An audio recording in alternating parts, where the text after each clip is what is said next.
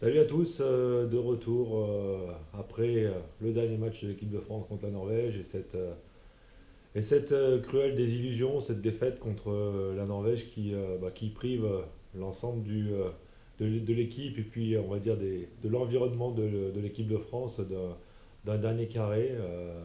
Et c'est vrai que c'est pour la première fois depuis quelques saisons, l'équipe de France tombe de son trône, était dans un match décisif, dans un match couperé, et elle est tombée sur une bonne équipe norvégienne. Et on peut aussi dire que l'équipe de France n'a pas été au rendez-vous de ce match-là avec des contenus et des prestations que je vais essayer de passer en revue en vous donnant un peu mon sentiment sur cette fin d'aventure, sur cette défaite qui ponctue finalement une quinzaine qui aura été marquée par d'excellents moments et des moments un peu plus compliqués. On pense notamment au match de la Pologne, qui est sensiblement identique à ce qui a pu se passer, contre la Norvège. Alors, paradoxalement, un match euh, dans lequel les cadres ont l'habitude de se préparer, et d'ailleurs ils ont tout de suite été appelés à porter les responsabilités. On a vu d'entrée de match une équipe de France qui était très concernée, qui a été aussi assez efficace. Ce début de match était vraiment probant, et on sait aussi que c'était quelque part une des clés de ce match-là, un des moments qu'on avait pu identifier comme étant susceptible, comme étant probablement très important dans la mise en route de l'équipe.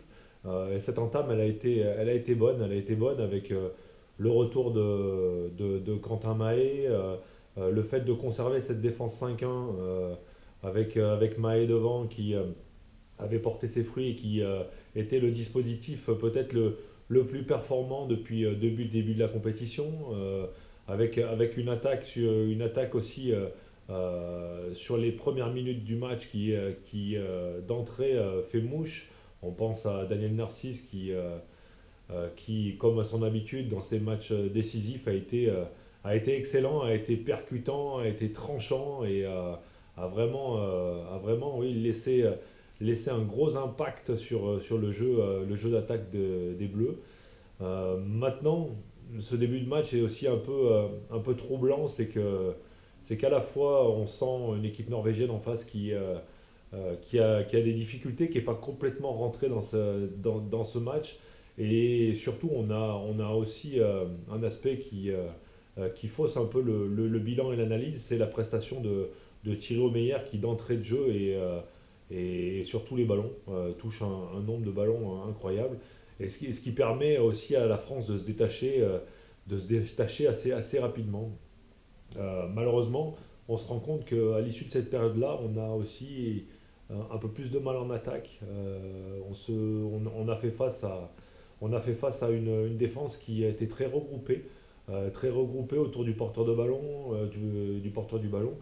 Et on a eu énormément de mal à enchaîner les actions, énormément de mal à trouver de la vitesse dans la continuité du jeu, dans les duels qu'on a essayé de proposer aux Norvégiens. On a souvent été dans des petits secteurs avec peu de vitesse. Et à ce petit jeu-là, comme on a été plutôt assez irrégulier au niveau de l'efficacité sur la base arrière, on s'est rapidement mis dans une situation un peu problématique. Je pense à Nicolas, à Valentin, qui au démarrage forcent un peu quelques situations, sont un peu dans le mauvais rythme, dans le mauvais timing. Et c'est vrai que au lieu de capitaliser sur une période qui avait été efficace et en défense et en attaque, avec un bon gardien, on a tendance rapidement derrière à faire des erreurs, à laisser un peu d'espace aux Norvégiens, et puis surtout leur laisser finalement l'espoir qu'ils ont un rôle à jouer dans ce match-là, et que ce n'est pas finalement ce petit retard du départ qui va changer quelque chose. Ce qui pour moi est la caractéristique finalement de ce match-là, dans le rapport de force avec l'équipe de Norvège. C'est sur notre défense 5-1, qui normalement est une défense qui doit mettre les attaquants en crise de temps, en crise dans la nécessité de faire des choix vite ou de s'engager à des endroits en ne sachant pas trop où on va pouvoir sortir le ballon. Les Norvégiens ont joué d'une manière très cool, très, très, très posée et en même temps en ayant toujours la possibilité de pouvoir enchaîner les actions. Et vu que dans le rapport direct avec le porteur de balle, on a été un peu défaillant, un peu irrégulier, et qu'en plus, dans notre configuration défensive, il y avait un peu d'espace entre nous et des articulations pas idéales, on s'est retrouvé à leur laisser, alors que normalement c'est une défense qui piège, une défense qui pose des problèmes, on leur a offert beaucoup de situations assez favorables qu'ils ont magnifiquement utilisées. Et quand on voit les stats de la base arrière norvégienne, on pense à Liansen, à Sagosen ou à l'arrière droit de Tønnesen, dont j'avais mangé le nom. Quand on voit leur performance, leur pourcentage au tir, on se rend compte qu'on n'a pas su, avec ce type de défense, leur poser des problèmes. Alors c'est lié au dispositif, mais c'est surtout lié à la manière qu'on a eu aussi de vivre le dispositif et ce qu'on y a mis. On va dire qu'on a trouvé beaucoup d'espace dans la charnière derrière entre Sorendo, entre Karabatic et Porte. Beaucoup de soucis de communication, de changement, de répartition, qui fait quoi. Et c'est vrai qu'on a invité les Norvégiens dans beaucoup de situations à venir nous châtier, à ne pas pouvoir se livrer complètement physiquement, et on les a laissés comme ça s'installer dans le match. À l'issue de cette première mi-temps, on pourrait dire que le bilan il est quand même pas catastrophique. On bascule à un but, on est un but derrière, on en a encaissé que 12. En attaque, il y a eu effectivement des échecs au tir, quelques pertes de balles inhabituelles, mais on a un Daniel Narcisse qui est très tranchant. Donc l'analyse qu'on peut faire à la mi-temps peut être trompeuse en se disant finalement, on est dans le match, on n'a pas fait une grande prestation en première mi-temps, mais on est dans le match et il faut simplement élever le niveau d'exigence, ramener le nombre d'erreurs à quelque chose de plus acceptable, et finalement, on va pouvoir progressivement prendre le pas sur ces Norvégiens. C'est vrai que c'est une lecture, et en même temps, on oublie qu'à la mi-temps, Thierry Meyer bascule avec plus de 50% d'arrêt. Donc on s'imagine prendre 12 buts, ce qui est plutôt pas mal, mais en même temps on a un gardien derrière qui a fait déjà 50% d'arrêt. Donc on s'imagine, quand on voit le type d'arrêt qu'il a pu faire dans des situations assez favorables, on s'imagine juste avec une prestation de gardien un peu inférieure, que l'écart à la mi-temps aurait déjà pu être beaucoup plus important. Donc le choix est de repartir finalement sur les mêmes dispositifs en essayant de régler les articulations, en continuant d'essayer de poser les problèmes. Et la défense ne trouve jamais véritablement le chemin pour régulièrement mettre en difficulté et en échec l'attaque norvégienne. Ils ont des ailiers qui ont été très, très efficaces après un début dans un premier acte où ils ont raté quelques tirs. Ils ont quand même vraiment été très efficaces. Ils ont un secteur intérieur qui a eu beaucoup de ballons. On pense à Mirol, on pense à Ikerud, qui ont fait quasiment du 100%. Et c'est vrai que sur ce type de défense, c'est normalement ce genre de ballon sur lesquels on souhaite être actif et on souhaite empêcher finalement le jeu simple avec les pivots. Or, c'est eux qui nous ont posé beaucoup, beaucoup de problèmes. Euh, Finalement, notre prestation, elle est aussi défensive, elle est aussi à mettre en relation avec ce qu'on fait en attaque, ou en attaque avec cette défense qui était vraiment, vraiment en flottement côté ballon. On a porté beaucoup le ballon de manière un peu isolée autour des pivots, et en essayant de chercher des situations autour de ces pivots, autour de ces points de fixation ou ces points de duel. Et vu la concentration défensive des Norvégiens, on a rarement trouvé nos pivots. D'ailleurs, c'est assez caractéristique quand on voit que sur la feuille de stats, il y a un seul tir de pivot pour Cédric Sorendo, aucun pour Luka Karabatic. On se dit que c'est vraiment un secteur dans lequel on a été complètement défaillant. L'utilisation finalement des joueurs intérieurs, la mise en mouvement de nos joueurs, nos arrières autour de cette défense, ne nous a que trop rarement permis de faire la différence. Et comme en plus au niveau du shoot, au niveau individuel, on a eu des prestations un peu en dents de scie.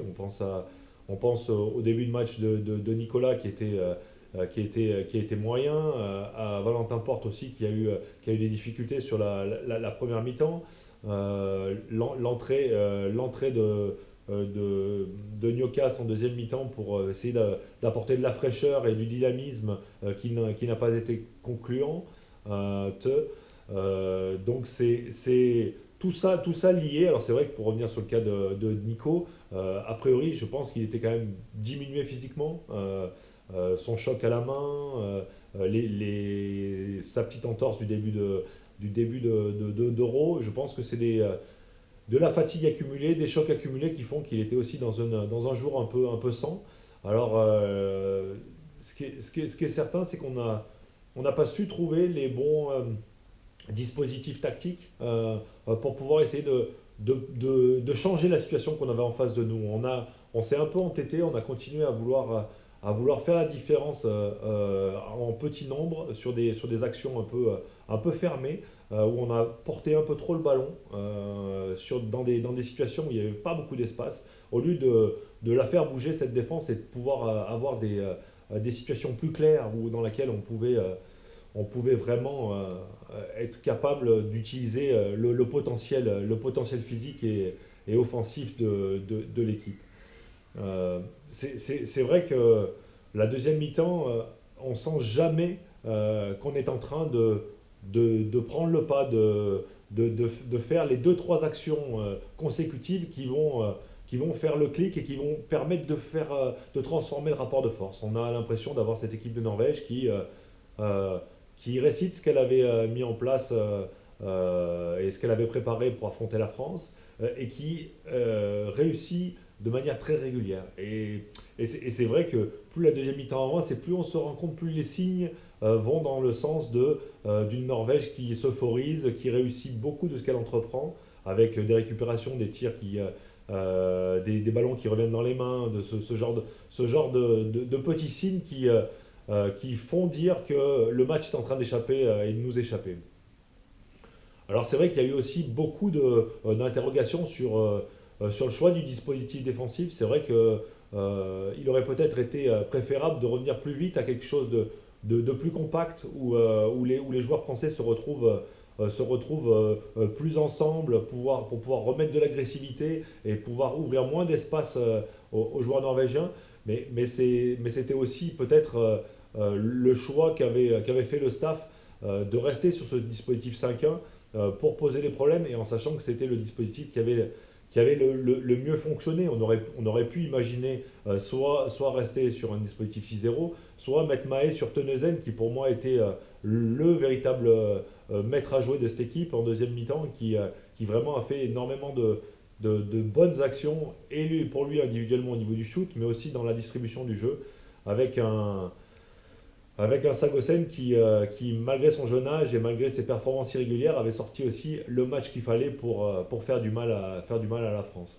Alors, ce match, effectivement, il échappe à la France, il ne nous permet pas d'envisager la suite. C'est un coup d'arrêt, une grosse frustration, parce que personnellement, moi, je trouvais que l'équipe avait sorti d'une très grosse performance contre la Croatie et que je l'imaginais pouvoir reproduire ce type de performance face à cette équipe de Norvège.